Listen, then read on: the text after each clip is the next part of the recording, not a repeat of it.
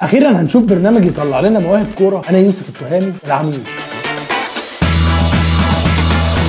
طول عمرنا بنشوف برامج مختلفه لاكتشاف المواهب، ايش برامج بتدور على المغنيين، ايش اللي بتدور على ممثلين، ايش اللي بتدور على مذيعين ومقدمي برامج، وفي كمان اللي بتدور على الناس اللي عندها قدرات خاصه. بس عمرنا ما سمعنا عن برنامج وخصوصا في مصر بيدور على مواهب كرويه بحق وحقيقي. بس في 2023 لقينا فعلا برنامج حقيقي بيدور على المواهب اللي عندنا عشان يطلع لنا اجيال بتعرف تلعب كوره بدل الاجيال اللي ظهرت لنا في اخر 10 سنين اللي محدش فيهم بيعرف يعمل اوفر. برنامج الكابيتانو برنامج بيركز على الاشبال، واعتقد ان دي احسن مرحله تاسس فيها اي لعيب كوره، والبرنامج ما شاء الله مصروف عليه كويس، ملاعب محترمه، اطقم موحده، فار، موسيقى تصويريه ما اعرفش ايه لازمتها بس تمام، جايبين المعلق بتاع الهاند بول الكابتن خالد خيري، وفي كاميرات اتش دي حتى مش موجوده في الدوري المصري. ده غير طبعا ان في كوادر رياضيه مشهوره بتظهر في البرنامج ده. بس هل انتوا شايفين ان اختيار الكباتن اللي بتدرب الاجيال اللي جايه كان موفق؟ يعني مثلا الكابتن محمد اليماني واحد من اللعيبه الجامدين قوي اللي عدوا على الكره المصريه، بس لسوء حظه اتصاب اصابه قويه جدا منعته انه يكمل مسيرته. اللعيب جامد قوي قوي، بس الكابتن محمد اليماني بيتبع نظريه جدا في التدريب مع الاولاد. الكابتن محمد اليماني ما سابش حد في البرنامج الا لما زعق له وروح معيط. ايه دي استراتيجيته. الكابتن شادي محمد مصر يرمي لنا كميه ابقاء بتشجع اللعيبه على القيم والمبادئ اللي الكابتن شادي اتربى عليهم. الكابتن عبد الواحد السيد متمسك جدا بترنج المنتخب. الكابتن ساره حسنين نجمه الكره النسائيه ونادي جولدي ونادي المعادي. الكابتن سيد معوض نجم الاهلي والاسماعيلي والمنتخب، واللي في حلقه من الحلقات ساب فريقه في وسط ماتش عشان حصل له ظرف طارئ، وخلى دكتور البرنامج يكمل عشان هو عارف اللعيبه. بس تحيه كبيره جدا بقى للناس اللي اختارت عمرو نصوحي ان هو اللي يقدم البرنامج ده، اختيار موفق جدا. لا ده بجد والله حقيقي يعني، وده يمكن من اكتر الحاجات المظبوطه في البرنامج. البرنامج ده مسلي جدا والله، والواحد بيحب يتفرج عليه، او حتى على الفيديوهات اللي بيقطعوها وينزلوها بعد الحلقات على الفيسبوك. وان شاء الله نطلع بدل الموهبه 10 ونبني جيل ينقل الكره المصريه لحته ثانيه خالص يا رب.